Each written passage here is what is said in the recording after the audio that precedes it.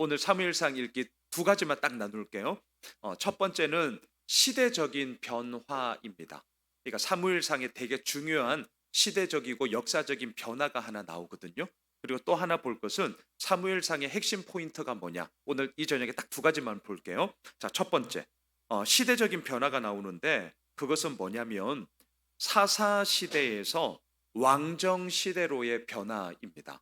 그러니까 이거는 오늘날로 말하면요, 사회적인 전체 전반적인 질서와 규범이 싹 다 바뀐다는 겁니다. 이건 진짜 어마어마한 이야기거든요. 자, 왜 사사 시대에서 왕정 시대로의 변화가 이루어졌는가? 모든 거에는 다 이유가 있지 않겠습니까? 자막 한번 보세요. 사무엘상 8장 1절로 3절에 보시면 이제 그 이유가 나오는데요. 사무엘이 늙음에 그의 아들들을 이스라엘 사사로 삼으니 장자의 이름은 요엘이요 차자의 이름은 아비야라. 그들이 브엘사바에서 사사가 되니라. 그의 아들들이 자기 아버지의 행위를 따르지 아니하고 이익을 따라 뇌물을 받고 판결을 굽게 하니라. 그래서 사사 시대가 막을 내리고 왕정 시대로의 변화의 요구가 이루어졌습니다. 아버지 사무엘처럼만 해도 그것만 해도 엄청나게 잘하는 거였거든요. 근데 이 요엘과 아비야 사무엘의 두 아들은요, 아버지의 뒤를 따르기는커녕 뇌물을 받고 자기 배 채우는 사리사욕에만 모든 판결을 내리면서 엉망진창으로 살았다. 이제 이겁니다. 저는 오늘 이 부분을 보면서 또 하나의 좀 나누고 싶었던 것은 이겁니다. 아, 진짜 자식은 부모 마음대로 안 되는구나. 이걸 다시 한번 좀 보았습니다. 왜냐하면 사무엘이 있기 전에 우리가 지금 큐티하고 있는 이제 사무엘상 전반기에 보시면 엘리 제사장, 그의 두 아들 홈니와 비느하스. 어떻습니까? 완전 얘들도 뭐 자기 멋대로 자기 마음대로 살아가지 않았겠습니까? 자, 사무엘은요, 대략 엄마 젖을 뗐다 할 때 제가 말씀드렸습니다만 만 3살 정도. 그러니까 횟수로는 4살. 한 대략 이것도 뭐 정확하진 않습니다. 대략 한 4-5살 경에 이제 실로에 있는 여호와의 성전으로 가서 이제 저 엘리 제사장에게 맡겼단 말이죠. 자, 사무엘이 잘합니다. 누굴 보았을까요? 당연히 엘리를 보죠. 누굴 보았을까요? 그의 두 아들이었던 홈니와 비느하스를 보죠. 하지만 그 끝이 어떻게 된지 이제 내일 본문과 금요일 본문에 보면 그 엘리 제사장 집안이 망하는 얘기 우리 내일 큐티 본문에 보시면 나오거든요. 어, 홈니와 비느하스는 블레셋과의 전쟁에서 그날 한 자리에서 죽습니다. 그리고 그 충격적인 소식에 엘리 아버지도 의자 꽈당 해가지고 죽어요. 자, 사무엘은 그 엘리 제사장의 무너지는 것을 봤거든요. 그러면 어떨까요? 나는 절대로 저렇게 안 살아야지. 이건 뭐 사무엘만이 아니잖아요. 실은 우리도 마찬가지잖아요. 뭐 작게는 가깝게는 뭐 우리 부모님의 모습을 보면서 물론 사랑하고 존경하고 너무나 감사하죠. 하지만 사람입니다. 저도 또 한편으로 아비이지만 글쎄 우리 아들들 보기에 완벽하지 않거든요. 그러니까 아버지의 저런 모습은 내가 더 배워서 가지만 아버지의 저런 모습은 나는 좀 보기 안 좋아. 나는 크면 절대 그렇게 안 할 거야. 뭐 이런 거 있지 않겠어요? 사무엘도 그랬을 거란 말이죠. 그런데 8장에 딱 들어오니까 사무엘의 두 아들이었던 요엘과 아비야가 아버지의 뒤를 따르지 않아요. 그러니까 사무엘의 입장에서는 정말 자식 내 마음대로 안 되는구나. 이걸 다시 한번 여실하게 보게 되는 거죠. 자, 여하튼 간에 사사 시대에서 왕정 시대로의 변화에 그 도화선이 사무엘의 두 아들 때문이었습니다. 자, 백성들이 들고 일어났어요. 계속 자막 한번 보세요. 8장 4절 5절인데요. 이거 같이 한번 읽으실까요? 이스라엘 모든 장로가 모여 라마에 있는 사무엘에게 나아가서 그에게 이르되 보소서 당신은 늙고 당신의 아들들은 당신의 행위를 따르지 아니하니 모든 나라와 같이 우리에게 왕을 세워 우리를 다스리게 하소서 한지라. 한마디로 말하면 이대로는 안 됩니다. 싹 다 갈아엎읍시다. 네, 이제 사사 싫습니다. 우리 다른 나라들처럼 저 나라 왕 세웠더니 잘 나가는데 우리도 왕 세웁시다.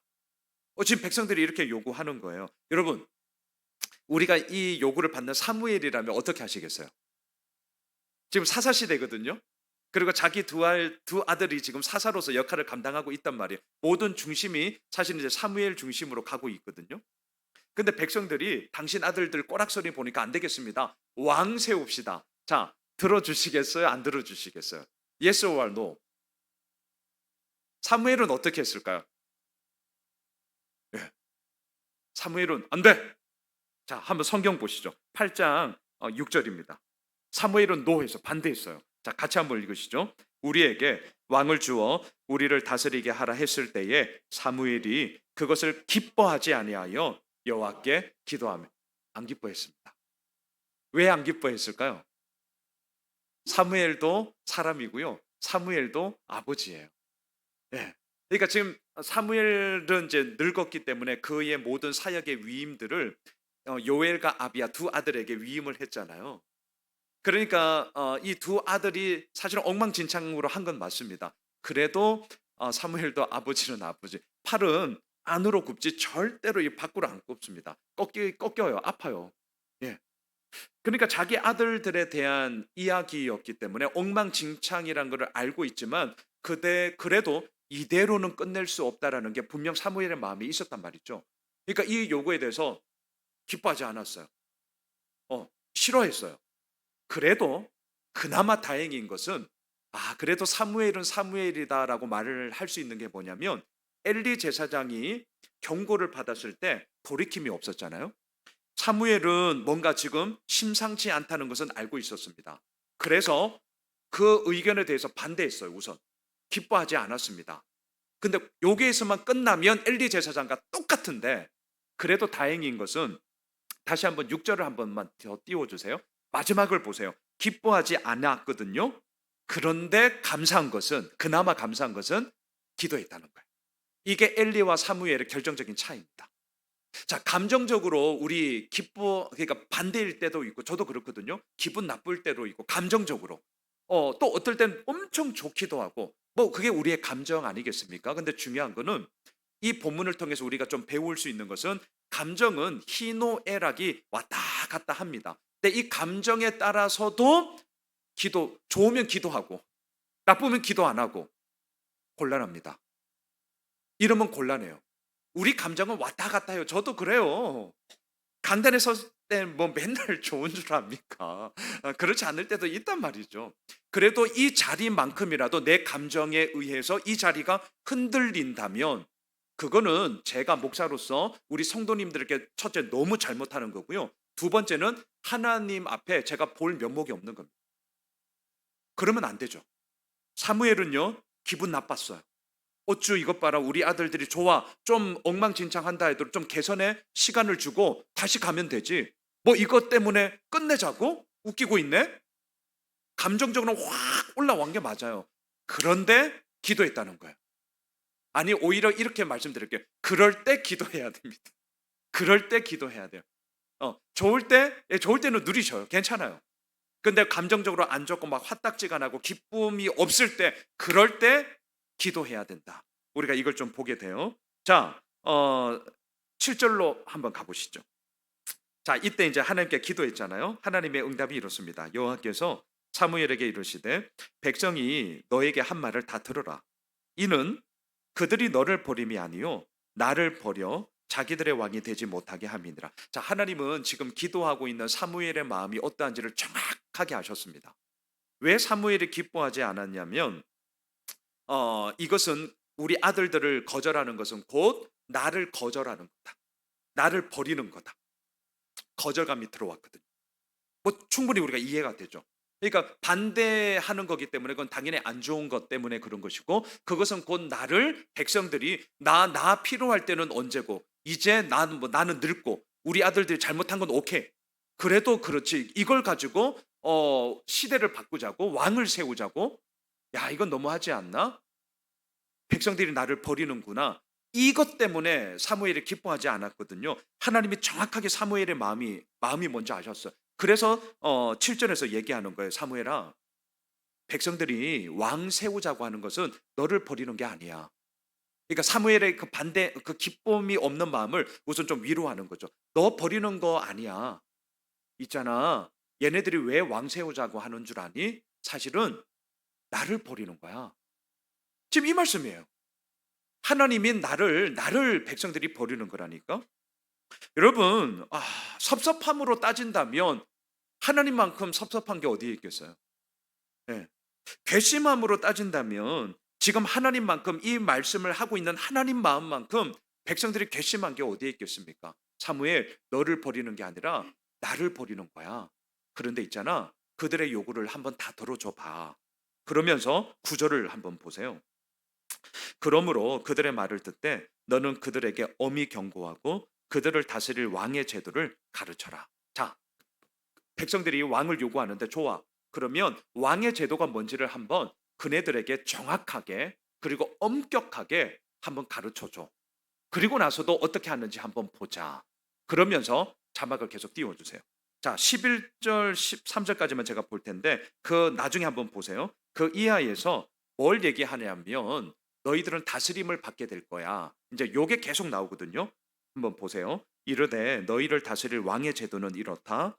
그가 너희 아들들을 데려다가 그의 병거와 말을 어거하게 하리니 그들이 그 병거 앞에서 달릴 거며 그가 또 너희의 아들들을 천부장과 오십부장을 삼을 것이며 자기 밭을 갈게 하고 자기 추수를 하게 할 것이며 자기 무기와 병거의 장비도 만들게 할 것이며 그가 또 너희의 딸들을 데려다가 향료 만드는 자와 요리하는 자와 떡 굽는 자로 삼을 것이며. 그러니까 뭔 말이냐? 부모인 너도 신하로서 종으로서 또한 백성으로서 군림을 받게 되겠지만 더 중요한 거는 네가 사랑하는 아들 딸들도 이제 지배 계급에 의해서 피지배 계급으로 신분 사회가 될 것이고 지배 계급으로 인하여서 너희들 피지배 계급이 될 텐데 너희들 그러면 종살이 해야 돼. 너희들 똑바로 알고 왕 세워 달라고 얘기해야 된다. 지금 이 얘기 쫙 하는 거예요.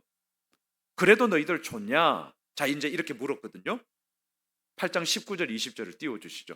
그러자 백성들이 요렇게 얘기를 합니다. 이건 같이 한번 읽으시죠. 시작. 백성이 사무엘의 말 듣기를 거절하여 이르되 아니로소이다. 우리도 우리 왕이 있어야 하리니 우리도 다른 나라들 같이 되어 우리의 왕이 우리를 다스리며 우리 앞에 나가서 우리의 싸움을 싸워야 할 것이니다 하느니라. 아무리 엄중하게 얘기를 하고 왕의 제도의 장점과 단점, 사실은 장점 얘기한 것 하나도 없고요. 단점 얘기했거든요. 단점을 쫙 얘기했는데 그냥 이미 백성들은 결정을 내려버렸어요. 안 들리잖아요. 그때는 못 듣는 게 아니라 안 들리죠. 아무리 얘기해도 안 들리죠. 그 고집 못 꺾잖아요. 이렇게까지 백성들이 하는 이유가 뭐냐면 다른 나라들은 왕을 세웠는데 그 다른 나라들을 보니까 한마디로 부국강성하다라는 겁니다. 싸움에 나가서 전쟁할 때에 왕이 있으니까 싸움에서 이기고 또한 뭐 공장을 하고 사업을 하고 장사를 하는데 사실 이건 말이 안 되는 거거든요. 근데 백성들이 볼 때는 그 나라는 왕이 있으니까 잘 먹고 잘 살고 사업도 잘 되고 일도 잘 되고 장사도 잘 되고 하여튼 뭐든지 왕이 있으니까 부국강성이 되더라. 고로 이스라엘도 우리도 왕 세웁시다. 자, 이렇게 되었단 말이죠. 자, 첫 번째. 자, 제가 왜 이 이야기를 쭉 하느냐? 사무엘상의 오늘 배경에 대한 얘기입니다. 읽으시면서 지금 시대적으로는 백성들은 왕 세우자, 왕 세우자, 왕 세우자 막 지금 부글 끓고 있다는 거. 그리고 이 요구가 이제 관철됨으로 말미암아 사무엘상의 초대 왕이 누구예요? 사울 왕이잖아요. 왕을 세움으로 말미암아 사회적인 규범과 질서가 사사 시대를 마치고 새로운 왕정 시대로서 이스라엘이 탈바꿈해가는 사회적인 변혁의 기간이라는 거. 이걸 좀 염두에 두시고 사무엘상을 읽으면 좋습니다. 자, 사회적인 변혁이 이루어졌다. 자, 두 번째. 사무엘상의 핵심 포인트가 뭐냐? 목사님. 자, 사무엘상 꽤 분량이 긴데 핵심이 뭐예요? 핵심. 자, 이렇게 저에게 물으신다면 띄워주시죠. 저는 단연코 사무엘상 15장 22절 이 구절이라고 생각을 하는데요. 함께 읽겠습니다. 사무엘이 이르되 여호와께서 번제와 다른 제사를 그의 목소리를 청종하는 것을 좋아하심 같이 좋아하시겠나이까? 순종이 제사보다 낫고 듣는 것이 순양의 기름보다 나으니. 우리에게 너무나 잘 알려져 있는 말씀입니다. 사무엘상의 핵심 포인트가 뭐냐? 단연코 이 구절입니다. 순종이 제사보다 낫다. 듣는 것이 순양의 기름보다 낫다. 자, 왜 이 구절이 중요하냐? 물론 순종의 중요성을 얘기도 할 수 있겠지만 실은 앞서 말씀드린 시대가 바뀌고 있어요. 사회의 전반적인 질서와 규범이 지금 이스라엘 가운데 엄청나게 바뀌고 있습니다.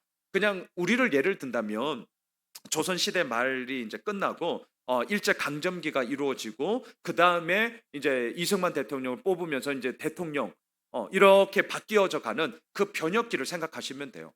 혼란기예요, 혼란기.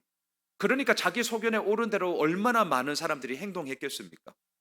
그 가운데 사무엘상을 통해서 하나님이 말씀하세요. 그런 변혁이 이루어지고 전환점이 이루어지고 막 시대가 발칵 뒤집어져 가지고 지금 이루어지고 있느냐? 그런데 아니, 그 가운데 내가 원하는 것은 그 시대의 변화가 어떠하든지 간에 그 모습이 어떠하든지 간에 너는 내 앞에 서서 나의 말씀 가운데 순종하며 가는 거야. 이걸 지금 사무엘상이 우리에게 말하고 있다는 거죠. 저는 이런 생각을 해보았습니다. 왕을 최정점으로 이제 어느새 이스라엘도 피라미드형 구조가 된 거예요. 왕정 시대는 그렇게 되는 것 아닙니까? 왕, 뭐 고위 관료들, 그러면서 백성, 노예, 전형적인 피라미드 사이로 이제 탈바꿈해 가면서 가고 있단 말이죠. 근데 처음이에요, 처음. 왕도 처음 세웠고 또한 백성들도 왕정 시대를 얘기는 했지만 막상 왕정 시대가 되니까 뭐 어떻게 해야 되는지를 몰라. 그러니까 누구를 따라 했냐? 먼저 앞서서 왕정 시대로 탈바꿈했던 이방 나라들을 따라하기 시작합니다. 모르니까, 서투니까, 처음이니까. 그래서 쟤네들은 저 나라는 어떻게 하지? 그리고 보고 배우는 거예요. 그럼 우리도 한번 해보자. 이제 이렇게 되는 거거든요.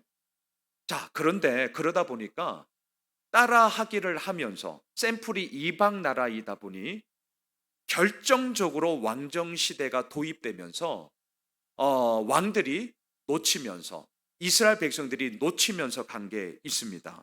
그게 뭐냐? 이스라엘의 진짜 왕이신 하나님 앞에 엎드리고 간구하는 모습들이 점점점 사라져 버렸다는 겁니다. 그러니까 이방 나라들을 따라하다 보니 당연히 이방 나라들이야 하나님께 엎드림이 없죠.